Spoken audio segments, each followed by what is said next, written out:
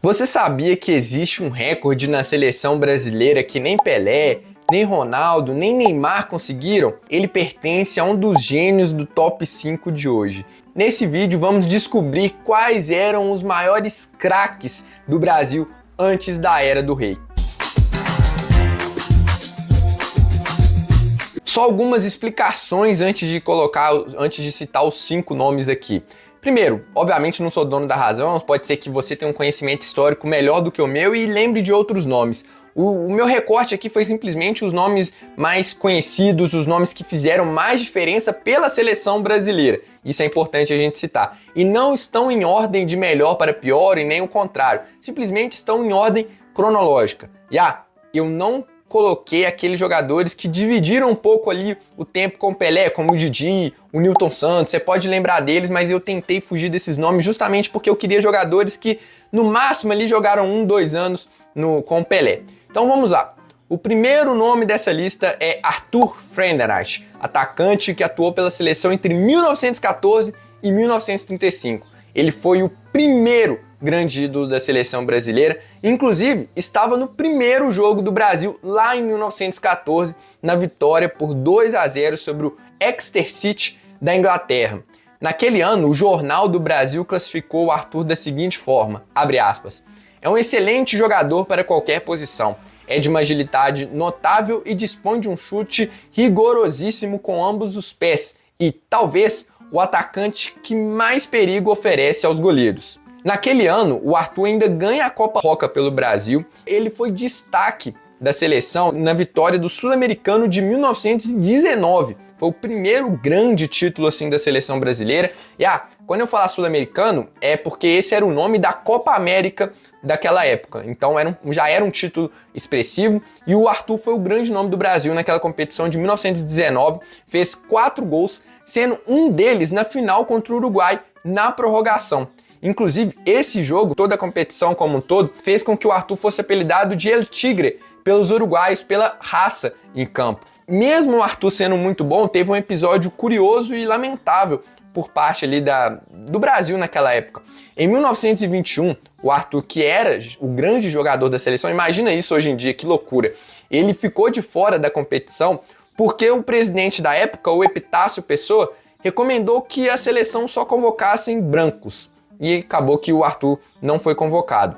Mas ele voltou a ser chamado no ano seguinte e venceu mais um sul-americano pela seleção brasileira. Ele só não disputou a Copa de 1930 porque ele era paulista e naquela competição só jogadores que atuavam no Rio de Janeiro participaram do torneio. O Arthur acabou ficando de fora. Então, o Arthur poderia ter sido muito maior na seleção do que ele já é, se não fosse esses acasos, entre aspas, né? E ele termina a trajetória da seleção até com números menos expressivos dos próximos aqui, até porque o Brasil jogava muito menos naquela época. Foram 10 gols em 23 jogos e ele ainda se destacou pelo Paulistano e pelo São Paulo. E aí umas curiosidades do Arthur, acredita-se que ele fez quase 600 gols em 600 jogos na carreira. Mas há boatos que essa marca pode ter passado até de 1000. Não há um registro oficial exato ali de quantos gols o Friedenreich marcou ao longo da carreira. Dizem também que ele nunca perdeu um pênalti. Vai saber se isso é verdade, né? Um dado muito legal é que a IFFHS, eu vou citar aqui outros jogadores nesse site aqui, que é a Federação Internacional de História e Estatísticas do Futebol, colocou o Arthur Friedenreich como o 5º maior jogador brasileiro do século XX na lista feita lá em 1999, o que demonstra a grandeza desse jogador para a seleção brasileira. Nosso segundo nome é Domingos da Guia, zagueiro que atuou pelo Brasil entre 1931 e 1946. Logo na estreia já mostrou o que ele era capaz. Ele joga pela primeira vez com a camisa do Brasil em 1931, aos 18 anos, e logo contra o Uruguai, que tinha vencido a Copa do Mundo de 1930 no ano anterior. O relato do Mário Filho fala inclusive que o Mário, mesmo enfrentando atacantes muito mais experientes e campeões mundiais, é que o Domingos da Guia, mesmo jovem, ele já dominou. E tem um lance que chamou muita atenção naquela partida. Imagina a cena, o estádio inteiro comemorando um gol, os jogadores do Uruguai também comemorando um gol, porque um jogador deles tinha feito fila, já ia entrar com bola e tudo dentro do gol, e o Domingos da Guia simplesmente lá parado com a bola. O lance foi tão rápido, o desarme foi tão rápido que os jornais da época falam que nem os companheiros ali do Domingos da Guia perceberam. E aí na hora que a torcida viu que a bola não tinha entrada, todo mundo deu risada de tão incrível que foi esse lance. E o Domingos, ele era justamente conhecido por isso, pela técnica, pelo refino técnico. Ele tinha muito trato com a bola e ele era conhecido até mesmo por sair driblando os zagueiros adversários. Muitos companheiros relatam a qualidade do zagueiro para fazer isso mesmo, né, não sendo um atacante. E ele não foi para a Copa de 34, assim como o Arthur, olha para você ver como é que alguns caras aqui poderiam ter uma história muito maior e infelizmente não tiveram. Ele só não foi para a Copa de 34 porque ele estava no Nacional do Uruguai e teve um entrave burocrático e financeiro com a CDB, que era a CBF da época. Só que aí ele foi para a Copa de 1938, inclusive como capitão. O Brasil caiu apenas na semifinal, até então a melhor campanha do Brasil em Copas, nas 3 Copas que tinha disputado, caiu na semifinal para a Itália. O Domingos, inclusive, infelizmente, fez o pênalti que gerou o gol da derrota do nosso time, mas isso não apaga o legado dele na seleção brasileira de forma nenhuma. Ele ainda conquista a Copa Roca de 1945 e é considerado por muitos um dos melhores zagueiros da história do futebol mundial e principalmente do Brasil. Ele termina a trajetória com 30 jogos pela seleção brasileira e ele é o único dessa lista aqui que foi eleito para a seleção de todos os tempos do Brasil pela IFFHS em 2021. O Domingos da Guia ainda atuou por Flamengo e Corinthians, entre outros, e é o pai do Ademir da Guia, outro que se destacou muito pela seleção e é um dos maiores ídolos da história do Palmeiras. Se você está curtindo esse vídeo e gosta do tema seleção brasileira, fica o convite para se inscrever, ativar o sininho de notificação. Ano de Copa vai ter muito conteúdo, história, análise, informação, tudo que se trata de seleção brasileira eu tento trazer por aqui. E deixe o seu like, que é muito importante para o crescimento do canal. Quando você deixa o like, o YouTube recomenda esse vídeo para mais pessoas. Então, se você está curtindo o vídeo, deixa aí o seu like, ajuda muito. Olha, esse próximo nome aqui, para quem não conhece muito de história, mas gosta de futebol, provavelmente você já ouviu falar dele. Eu acho que dos 5 aqui que eu vou citar, talvez ele seja o mais famoso. Tô falando de Leônidas da Silva, o Diamante Negro, atacante que passou pela seleção brasileira entre 1932 e 1946. Esse foi com certeza, se o Arthur foi o primeiro grande ídolo da seleção, o Leônidas foi o primeiro grande astro, em termos de popularidade, de ser famoso mesmo naquela época, até por ser um período um pouco mais avançado. O Leônidas que ele disputa a Copa de 34 e 38. Em 34, o Brasil foi eliminado logo no primeiro jogo, mas foi o Leônidas quem marcou o primeiro gol. E na Copa de 38 ele foi o grande nome do Brasil, que tinha também o Domingos da Guia já citado. O Leônidas foi o artilheiro do time naquela competição com 7 gols em 4 jogos, o que demonstra a capacidade de fazer gol muito boa. E ele levou o Brasil para uma posição, como eu já disse, inédita ao 3º lugar. Inclusive, a derrota para a Itália foi o único jogo que o Leônidas não participa naquela competição. E segundo relatos, foi nessa Copa que o Leônidas ganhou o apelido de Diamante Negro, de um jornalista francês, onde a Copa foi disputada, lá na França. A popularidade do Leônidas era tão grande que a Láctea mudou o nome do principal chocolate para o Diamante Negro, que você conhece aí. Sim, ele foi inspirado no Leônidas da Silva, jogador que tinha esse apelido. O Domingos da Guia, inclusive, que foi companheiro do Leônidas, colocou ele no mesmo patamar do Pelé. Escuta aí. Só comparo ao Pelé o Leônidas. Com uma diferença. A época. Leônidas foi da época do rádio. Pelé é da época da televisão. Já o André Ribeiro, jornalista que escreveu a biografia do ex-jogador, diz o seguinte, abre aspas, Leônidas era o Pelé da época. No entanto, foi Pelé numa época que ainda não existia a grande mídia, um jogador fora de série.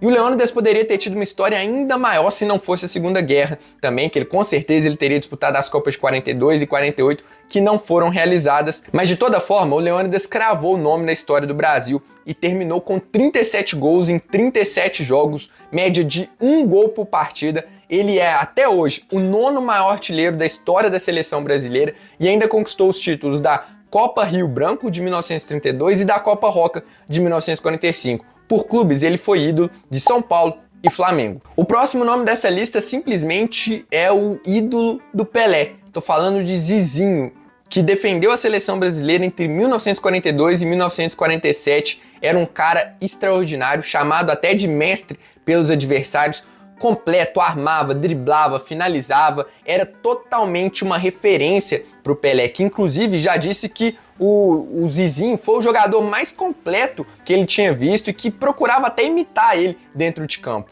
O Zizinho, eu cheguei a ver jogar algumas vezes e joguei contra ele no final da sua carreira. Então, para mim, era o jogador mais completo que eu tinha visto. Jogador que defendia, que driblava, que subia de cabeça, que fazia o passe, que jogava, se tivesse que jogar no pau, na marreta, ele estava lá no pau, na marreta. Então, era um jogador que eu admirava muito. E eu sempre me inspirei no Zizinho e eu procurava até imitá-lo. Porque poucos jogadores eu vi com tanta qualidade. Se era na defesa, ele estava defendendo bem. Se era no meio do campo, ele estava armando bem. Se era no ataque, ele estava entrando bem. Se era para subir de cabeça, ele subia bem. Então, era um jogador, e foi o jogador que realmente eu procurei me espelhar. O Zizinho foi o grande nome do Brasil na Copa de 50, ele ficou de fora dos 2 primeiros jogos, mas depois levou o Brasil à final, em que perdemos, infelizmente, para o Uruguai por 2-1, e ainda assim o Zizinho foi eleito o melhor do Brasil naquele jogo.